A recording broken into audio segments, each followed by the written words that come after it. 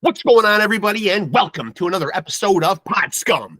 This right here is the podcast where we dive into the deepest, darkest, murkiest waters with a plethora of legendary guests. I am, of course, your host, your bastard of ceremonies, the number one scumbag, Rex Ruger. That's Rex with 3 X's. You might also know me as a.k.a. the King of Sleaze, a.k.a. the Hair Metal High Priest, and most importantly, a.k.a. Diamond David Lee Roth Jr. Take one look, and you know that you're looking at the son of glam, the front man for the band. Just smoked a few grams. I got a million fans. I'm your ice cream man, Mr. Wop Bop Loo Bop, Wop Bam Bam, Shazam, Pop Bam. Everybody in the house looking good. That is, of course, made possible by You Want the Quaff Like Roth? Get you some. Coming to you as always from the lush lavender lounge of love, joined as always by the Keith Hernandez puppet. And today, here on the No Frills podcast, you get no frills because you get plenty of thrills, and that's looking at moi. We got another legendary guest, and we're going to get into it right now and chop it up with him. So let's do it. I'm excited about this one. A front man who may rival myself. Look at that. Sorry about that. You know what? I was just telling my audience before you came in here that we're going to have another blonde, studly frontman who almost rivals myself. Who was the previous one? Me. Well, and Pop's back there, of course, obviously. I mean, you know, I'm cut from the cloth. You know, I think legendary status can be inherited, right? Or do you have to earn it? So. Yeah. Well, I don't know. So I guess you mean from your mom or dad or something? Correct. And what I have in the works right now is, if I may elaborate just for a moment, this is, of course, for my audience out there, OLOF WIKSTRAND. But let me just digress for a second and tell you that a fleet of top-notch attorneys are working right now to prove that you're looking at the son of David Lee Roth. Really? Is it believable? Yeah, maybe. Okay, yeah. Fair enough. OLOF WIKSTRAND from Enforcer, a band that I just love, and I'm really loving what you're coming out with here in this upcoming album called Nostalgia. Loving the tracks that I'm hearing so far, man. One particular one that I just have to get out of the way right now that I detected when I was driving home from work. Do I hear in the actual title track, Nostalgia, hints of the melody for My Way? I've seen people comment on that, but honestly, I don't know. I never reflected on it. Maybe there was something that we picked up like unconsciously, but I don't think so. Honestly, okay. Just a coincidence. Yeah. Fair enough. So, I'm interested in first of all, why the title Nostalgia? What's that a nod to? Like, what's the title for the album like mean? What's it reflecting? I mean, honestly, I think it's just like a strong title and something that most people can relate to. And it's something that is not like, it's also something that is not like, it's nothing that is generic, something that's already been done. I don't know any other like heavy metal songs on this concept, really. No. So I think it's original somehow, and it's also a strong emotion. And then you can see it however you want. The way I see it is like, you know, you look back on your life and you see everything that you used to know and that has changed, whether died, whatever, you know, and you get very aware of the ravages of time consumes all matter. Yeah, I like that. So one thing that I do like about it, you know, I'm 50 years old. I'm from an age where you know, LPs, you know, were pretty much, you know, all we had. You know, I guess people would still put out singles back in the day and EPs, but you know, a long play record was what was most prevalent. You guys seem to be continuing with that tradition. Have you guys sat around and consciously talked about, you know, the format in which you will release music? This is going to be 13 songs. You guys like putting out fully realized albums? Yeah, I mean, this is our 6th album, and honestly, I think we wanted to play around with different things, but we kind of discovered that I think that the market, like the heavy metal market or the metal market whatsoever, kind of it works with full-length albums. That's just what it does. I wouldn't say. I mean, maybe perhaps the metal market isn't ready to consume music through like single releases, either yet or might never be. But you just notice that you get so much more attention when you put out a full album compared to Yeah. when you only put out a few songs, or even an EP doesn't really make much of a buzz, to be honest. Now, So now, that's just trial and error. right. Now, I've had your brother on here before, Oh, and really? Yeah. I think I probably posed this question to him too. But and we've seen it in rock bands before. What's the dynamic like being in a band, with your brother? Oh, I think it's great. I mean, we write music very good together, and I respect his musicality a lot, and I think we teach each other a lot of things. I think one of the most important things that he has brought me into is perhaps to look outside the box, and always try to find your unique way of every song, and instead of like you can use cliches, for example, but use cliches as like spices, and always try to like develop yourself, and see what's outside of the box. And I think that's something that made us kind of stand out to a lot of other bands, that we dare to do tracks such as Nostalgia, or like other tracks where we really been like breaking the boundaries of what a heavy metal band can do today.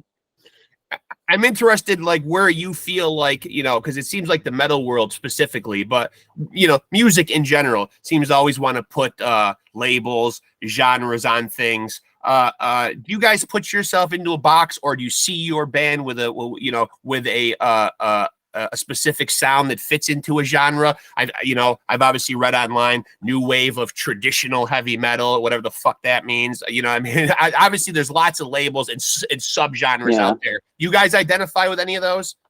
No, not at all. Or I mean, we are a heavy metal band, and to me, heavy metal is not a general term of metal, or a general genre. Heavy metal is a subgenre, and it's like it's anything between like the Purple, Black Sabbath up to like the mid '80s sometime, or like somewhere like with most prominent bands, perhaps like Judas Priest, Black Sabbath, Iron Maiden, those type of bands before things got thrash metal. So let's say, yeah, you got those bands, Saxon, Dio, Iron Maiden, Judas Priest, all those.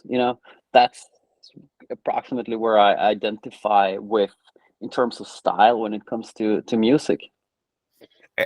And how early on did you know that you grew up in Sweden, correct? Yeah. How early on did you know that that playing music for a living was going to be the path you were going to take? Did you entertain ideas on doing anything else? Yeah, I mean, that's something that I'm very much grown up to. It's we were encouraged a lot to do music, like from our parents when we were young.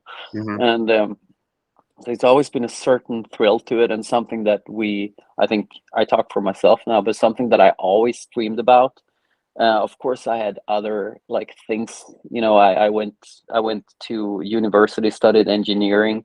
I had plans of like having at least a plan B, Mm-hmm. but I discovered, for example, that I I had no interest whatsoever in engineering. So I was like, screw that. I'm The gonna hell be with a Plan rock B. star. Yeah. Plan B went out the Yeah. window, right? Yeah. When you guys were going through COVID, did you find that to be, when everybody was hunkered down and we were quarantined and everything, did you find that to be a particularly prolific, an abundant, fruitful period for you to create? Did you get a lot of creative stuff out during that period, in terms of writing or making music? Yeah. I think 2020 and 2021 was like one of the best years of my life. Yeah. I think you could finally, as a musician, because being a musician, play music is not only about like writing songs, do tours and all that fun stuff. Like playing a band is a lot of pressure on you. You gotta like deliver. You gotta deliver songs. You gotta deliver every night on stage. You gotta you gotta make sure that everything runs smooth, you know, handle all the logistics, make sure that everybody can play the shows. If people can't play the shows, who can all then play the shows? And you know, it's just like a logistical nightmare to be in a global metal band. Yeah. Yeah. Yeah, with people living like all over the world, and make sure that everybody's not only getting to the same place at the same time, but also like everybody should be like feel good and confident about it, you know.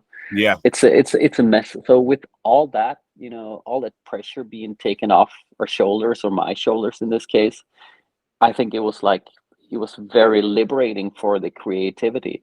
You know, I could finally for once just sit down and like focus on the creative side of being in a band. You know, Yeah. I had no pressure. There was no upcoming shows, no this, no that. Just like, you know, just play music, but for the sake of being fun. You know, I just poured out songs, you know, during Yeah. those the first year of the COVID. You know, um, you know, I try to have like a goal to write one song every day. I Yeah. think that goal, because I had the time, and that goal, you know, eventually you get into the flow where you can just like everything you do is just, you know, it's just great. So this is like the best of the songs that I wrote, or that we wrote during this period of time. And what is the creative process like when you guys get together? Obviously, you know, as I said, I've spoken to Jonas before. Obviously, with his background with, you know, scoring music for movies, multi-instrumentalist, he's obviously you know, very prolific. Do you guys have like a set routine when you guys are going to sit down and write an album where someone comes in with the lion's share of ideas? Is it a collaborative effort? Does everybody in the band get involved? You know, what's the creative process like for you guys? No, I think that in most cases, especially like the past 10, 12 years or something, it's been like one of us are is coming up with a very like like a song idea that is more or less completely done, Yeah. you know. So you present a song idea that you've demoed, or that you like, and then you just the other guys feedback you.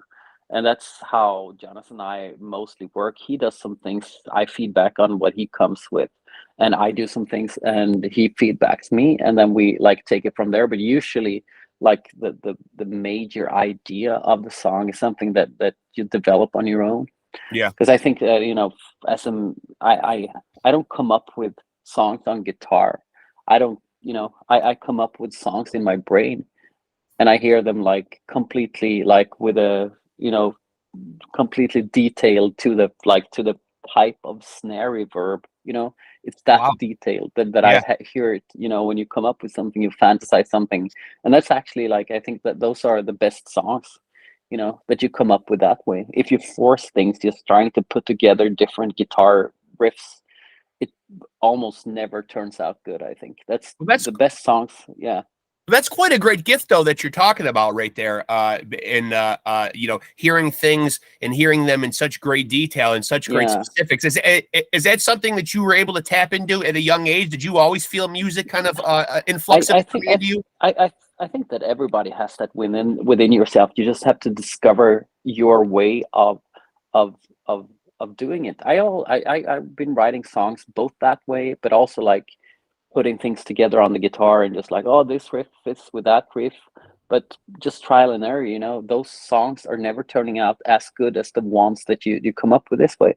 Also because I think, you know, that our songs, especially lately, are so vocally driven, Yeah. you know. So that makes more sense to write music in that way. Whereas if you're like a more a more let's say you're more a rhythm based band, like a death metal band, or Yeah. a thrash metal band who's that's way more about rhythm than vocal lines, then perhaps it makes sense to write songs in a different way. But for me, that where we, you know, where we have all the hooks and all the, you know, all the vocal parts, that then it's like that's the way where it makes more sense, I think. Who do you remember when you were growing up? Who those first bands or artists were that really got you excited? You're probably on record somewhere as maybe citing your influences, and I hate to ask that dreaded influence question that everyone gets answered, but who are the first bands that really got you excited? I think I'm not gonna lie, but the first like band that I got like intensively into was Metallica. Oh, me too. They really spoke to me. I think, you know, discovering them as like a 5 or 6 year old, like it's like, whoa, this is blew your the mind. shit in the world. Yeah, absolutely mind blowing. And then I think they opened up so much for me, like and it was even Metallica that made me discover the new wave of British heavy metal bands like Diamond Hand and Saxon and Venom and all that. They just like that came like naturally after that, and Motorhead and all, you know, all those bands who they listed as their influences. And then so they really opened the door for me in terms of that.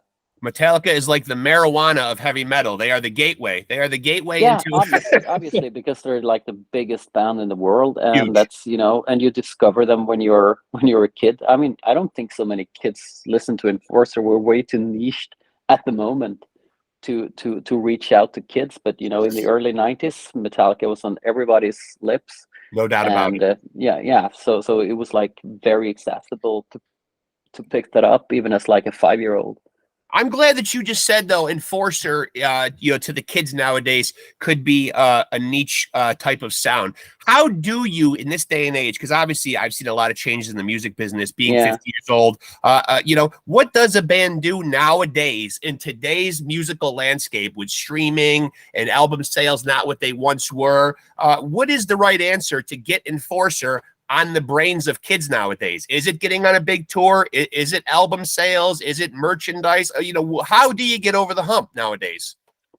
I think it's like a mixture of everything, but what I think that's been holding us back is the inability of the rock establishment to actually pick up and support young bands.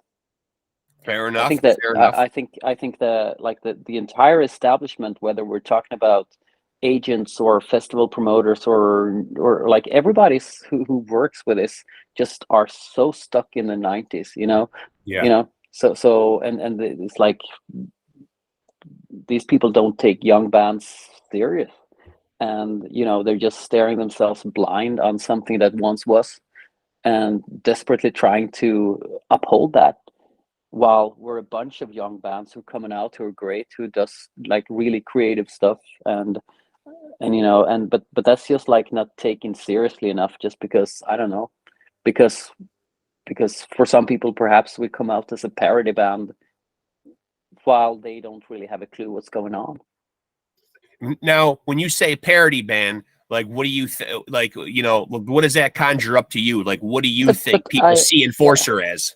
Yeah, but I mean, if you don't have those perspectives, if you honestly think that, you know, all these like chug bands that play the big festivals, screamo bands, if you think that's modern, then if you have those perspectives, I can definitely see how they also perhaps could see a genuine metal band such as us as something that belongs to the 1980s. Yeah. Do you notice a difference when you guys play? Have you guys played in the States? Oh yeah, a lot. Yeah. And do you feel or sense a different reception in the States as opposed to European markets? I think our reception in the States have been pretty great. I think that it's like I think the biggest difference between Europe and the States is like that in Europe, the people who go out to see certain shows are very niched. Like, once again, you know. Yeah. But like we have a crowd in Germany, for example, of people who try to look exactly like us, you know, and consume the same music as we list as our influences, and you know, and there's just like a very strong movement of exactly that. Or if you go to a death metal show, everybody will like be specifically into death metal, or into whatever, you know, subgenre that you go out to see. In the United States, I feel, however, that you know, we have a more general metal crowd. People go out to see, one day they go out to see Morbid Angel, the next day they go out to see Enforcer, and the third day they might go out to see, like, I don't know, some chug band. I don't know. It's not so, you know, it's not so it's not so so specific, Yeah. which I Yeah. think is great, because that means that people are a little bit more open-minded when it comes to that. In Europe, people are really not open-minded. You really identify with like a subgenre, and the set of rules that comes with like associating yourself to a subgenre. Right. Right.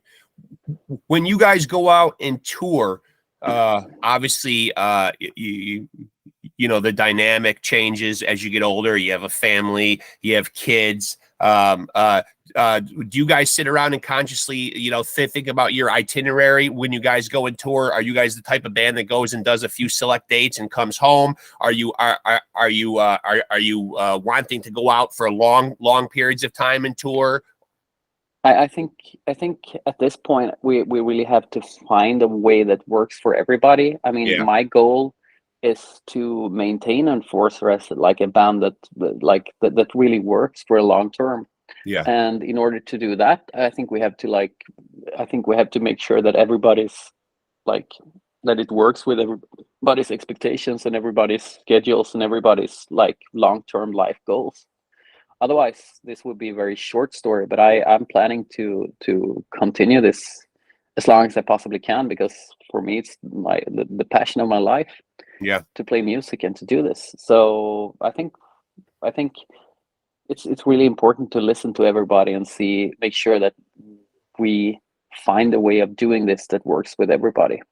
Now you have a pretty incredible singing range where you can really go up and hit some very high octaves. Are you somebody who puts any kind of thought or any kind of preparation into voice maintenance, or are you just somebody that just kind of goes out and just like belts it out? You know, are you into the whole throat care and all that stuff? I think that nobody who sings like me could just go out there and deliver night after night. I think. Yeah. I spend a lot of like time warming up. I spend before every show, I might spend even like an hour to just get into like to the point where I can actually sing, and it takes a lot. It really does. And before every tour, I spend like days or even weeks like to get into the singing. I mean, because if you think about it, like the voice is like an organic instrument, and like you don't go to the gym and do like the craziest like workout that you've done in years without even having, you know, without working out for a couple of like days before that. You work it up so you can go there daily without getting all the muscle pain. You know, it's the same thing with singing, that you really have to work on it every day in order to be able to sing on the top of your capacity. Now, obviously, you just said that, you know, Enforcer is obviously your main focus. Are you somebody that juggles any other side projects, or do you just put all your concentration into Enforcer? When it comes to writing music, Enforcer is the only thing that I concentrate on. But also, I think I feel a little bit more, I guess I'm a little bit more responsible for the things really happen than the other members, since I'm like driving, perhaps I'm the driving force behind this band. Yeah. So and I don't really, I need to put all my focus there. I kind of, you know, sometimes you can come up with a song or something that you decide not fits to the band for whatever reason, but I don't write actively to something else. There's been occasions where I write music for other bands, or write music for other artists, or write other songs to other people. Right. And there are also occasions, well, quite a lot of occasions, but I also work with other bands. I produce stuff for other bands. I mix and I master music for other bands and artists. So I work with that a bit too. But no, I'm not involved in any other band business now. Now, you recently had I don't know if it was recent or not, but you recently had a personnel change in the band, right? You changed bassist. Tobias, he left the band and you replaced him with Garth. How has that change worked out? Has it just been business as usual? You guys are just chugging right ahead and a solid lineup right now? Yeah, I would say so. I think, that was, I mean, Garth is just so extremely professional and great with what he's doing. So he just picked up exactly where Tobias left, it felt.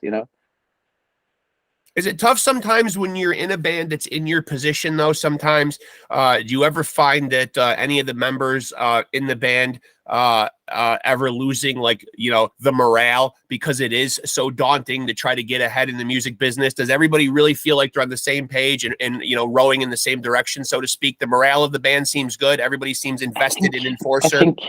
I think at this point, we've been doing this for 18, 19 years now. Yeah. So, Yeah. at this point, I think we all like landed in the thought that, that we're doing this to have a good time, and I Yeah. think that's the only, that's the only way to see it, and that's the only way to keep it like continuing. If we're just gonna put on unrealistic expectations on everything, you're just gonna be disappointed every time something that goes against you. But I mean, I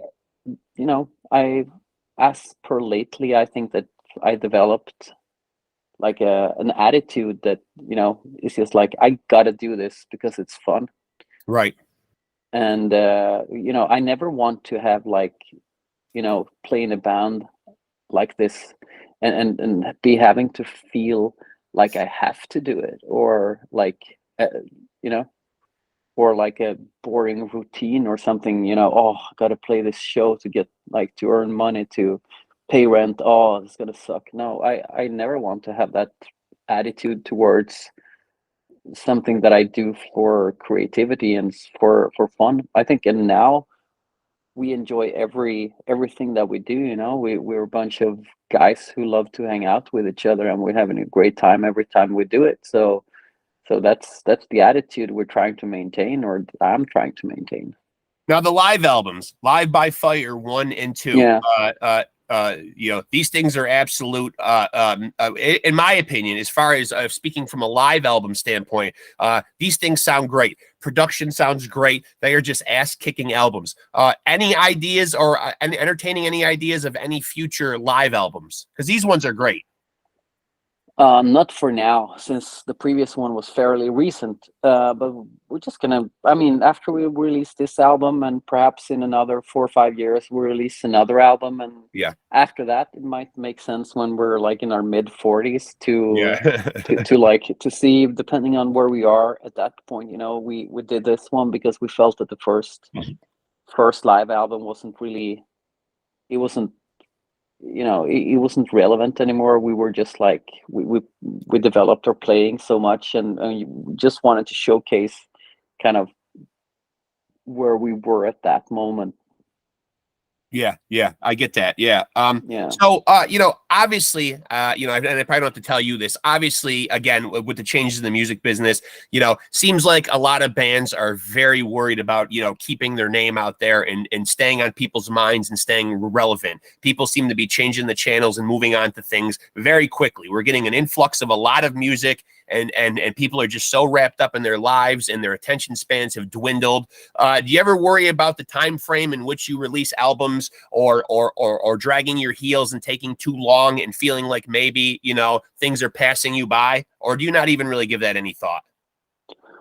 Well, I think at this point in our career, on album 6, I don't think that it's important anymore. It's a bit important. I mean, I wouldn't go as far as waiting 6-7 years between albums, right? But as long as you can do something, I mean, I think that's more important in the beginning, when you're building a momentum that's going to be the foundation of your entire career, right? But at this point, honestly, I don't think that people want an Enforcer album per year, right? Because we are, I think that our back catalog, or our legacy, is stronger, way much stronger than the buzz from a new album. I never think that we can make an album that outshines everything that we did in the past. Not Right. on a commercial level and not on a artistic level. So, if we can release an album every 3, 4, 5 years and put out a few singles, I think that's gonna be enough to keep us on keep us in the talks without overexposing ourselves. But that's a Right. fine balance. But I think that at this point that there's no use to release an album per year.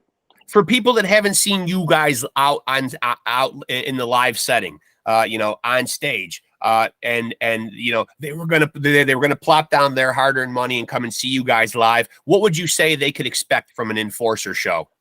I mean, a total outlet of energy. I mean, I think that if you see us, I think that you will.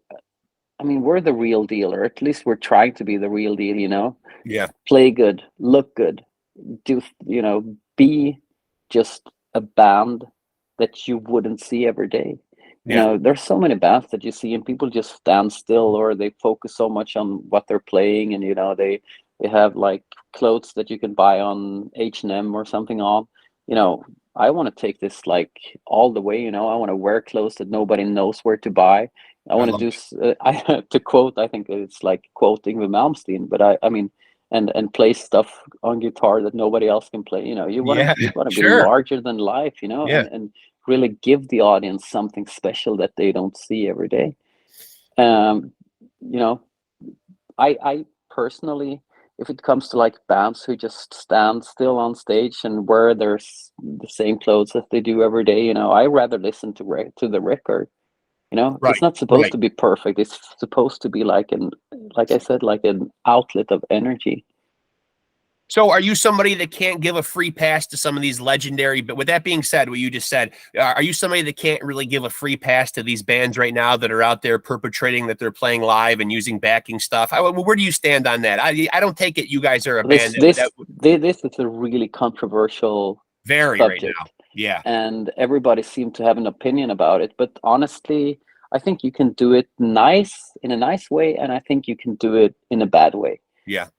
If you're totally relying on it, and the audience will notice it, then you're probably doing it the wrong way. Sure. If you have some extra organs in some mid part, I really don't mind. Yeah. And if you have, I mean, obviously most bands today play to a click track. That's no secret. And I don't think that's a problem. I mean, whatever you work best with, you know. I'm glad that you said, and you're one of the only guests that I think I've ever had on here who who made it a point to say not only playing the songs and sounding good, but looking good and thinking about wardrobe choices and how you look up there. Because at the end of the day, the whole thing really is more than just you guys playing up there. The whole thing It's a is really a show. performance. Yeah, performance, a show. It's yeah. So style does style does factor in for you then. Of course. Yeah, Yeah. everything, all the little details matters.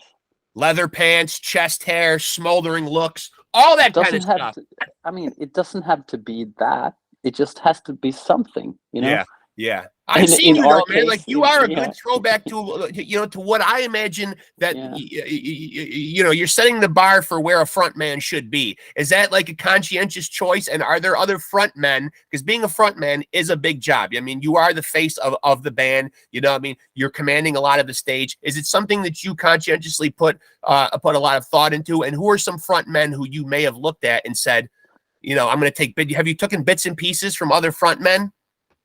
I don't know. Maybe in the beginning, but I mean, I don't know. I mean, like in terms, or like when it comes to that, I seriously don't know if I picked up my stage manners from somebody else. I Right. don't think so. Right. I think I'm just trying to be an exaggerated version of myself. Yeah. Right. Yeah, because after all, it's like it's an act, and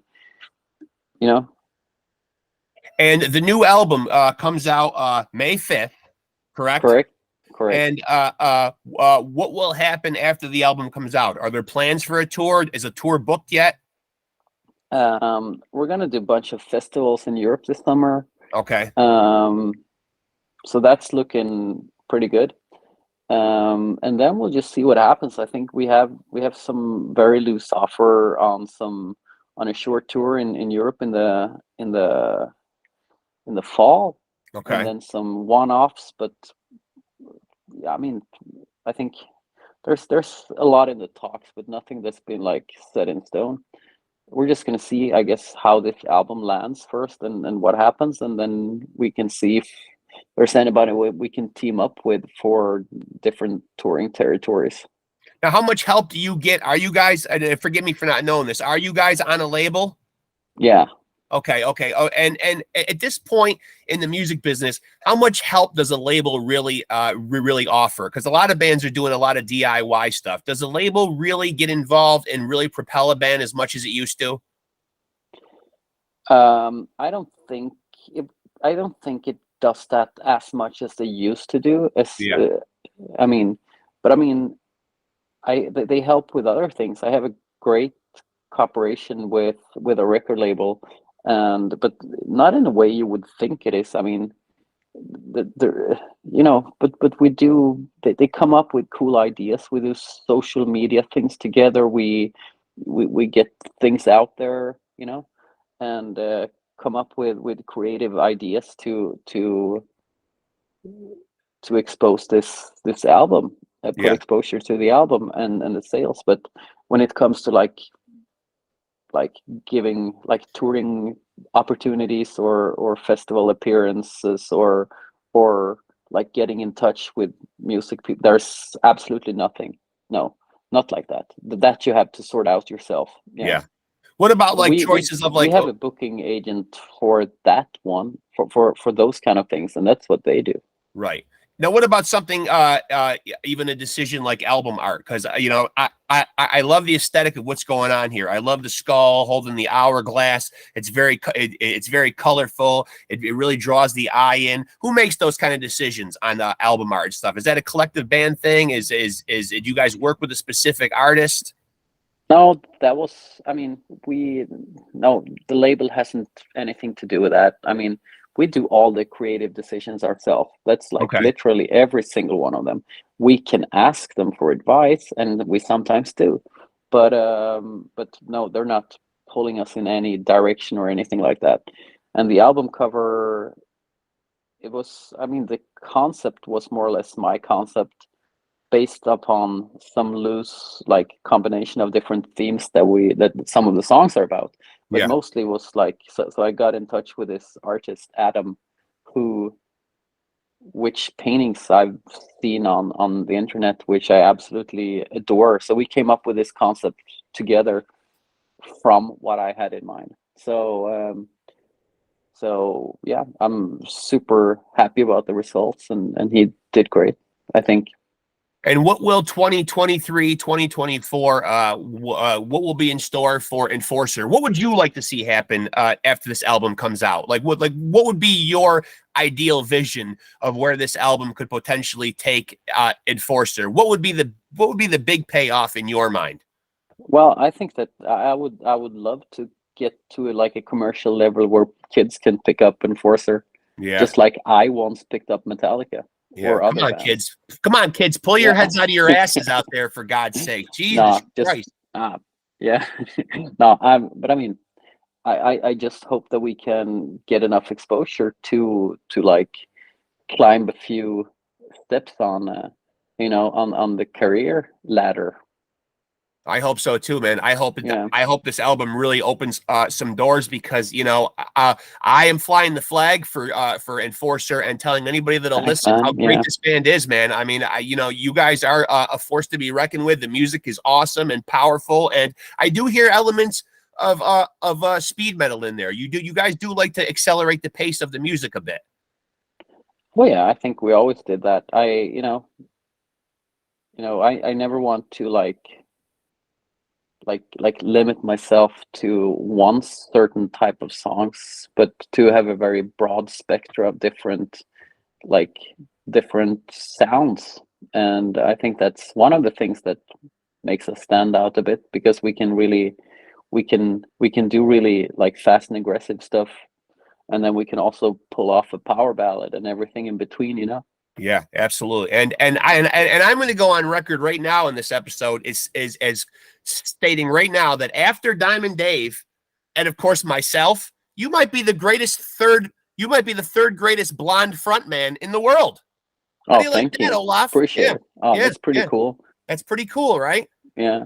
And if you guys ever need somebody up there, you know, I can't play an instrument and I can't sing, but I obviously look fantastic. So if you ever need anybody up there to fill in over here in the States, I'm your guy. Oh, that's a good start, man. That's a good start. You listen, man, I'm really wishing you the best with this album, man. And you know, I've had you on, I've had your brother on. I love you guys to death, man. And I really love this band, man. And I hope good things happen after this album. The album comes out May 5th, Nostalgia. I encourage everyone to go check it out, man. And I hope it opens all the doors you guys want it to, man. I really do. Thanks, man. Thanks, man. I appreciate it. Yeah. I appreciate you coming on here and giving me some time, brother. Thank you so much. No problem. So it's appreciate that too. Yeah, and you guys are on all the music platforms. People can find you out there on the Googles. They can Google you. You have a website, all that good shit. Yeah, kind of. We don't have a website, but we don't have a website, but we have like Instagram, Facebook, whatever. Yeah, you guys where are out find there. Music, Spotify. Yeah. Enforcer is out there. Enforcer is out there in full force. No pun intended. Enforcer is out there, man. And you just got to go look. You got to look for the good music, kids. Come on. This is the next Metallica right here. Let's make them the next Metallica. Let them be what Metallica was to Olaf, right? I mean, I'm hoping so, buddy. I really am hoping so. Let's close the circle. Let's close the circle. I like that. Let's close the circle. Absolutely, brother. Well, listen, man, it was really good talking to you. Do stay in touch, and when things get cooking, man, we'll get on and we'll do this again sometime. Absolutely, appreciate it. I appreciate you, brother. Thank you so much. Good talking to you, Olaf. Take it easy, brother. Bye. All right, later. Bye. Later. There he goes, folks. That is my main man, Olaf Wikstrand. If you don't know, go back and check out past episodes. I've had his brother, Jonas Wikstrand, on here. They are in a band from Sweden called Enforcer. If you like, if you like good, just traditional heavy metal with a little bit of speed, a little bit of ramped up, a little bit of a frenetic pace to it, a la in the style of a Saxon or early Metallica. These are the guys that you will like. Trust me, go out and check them out. Their new album will be dropping May 5th. It will be called Nostalgia. There are already tracks up on the music platforms already, whatever your choice of music platform is. I am an Apple Music guy. As you heard, they're out there on Spotify. Go out and check out the tracks that are currently already out there that you can listen to, and go check out the album. And as you heard Olaf say, complete the circle for these guys. I mean, he grew up loving Metallica and striving, for musical stardom. And believe me, these guys are the real deal, man. They're walking it. They're talking it. Their music is kick fucking ass. They've got a couple of killer live albums out there as well. And do go check them out, man. I implore you guys, man. Enforcer. Go check them out, man. And I hope you guys enjoyed that episode. Keith, Enforcer, come on, baby. It's a very small club of elite, fantastic, blonde-haired frontmen. There is Pops. There is me. We can now add Olaf. And, we'll see where the list goes. You got to have the chops. Olaf has the chops. He's the real deal. I hope you guys enjoyed that episode of Pod Scum. And until next time, kids, remember to take it easy and keep it sleazy.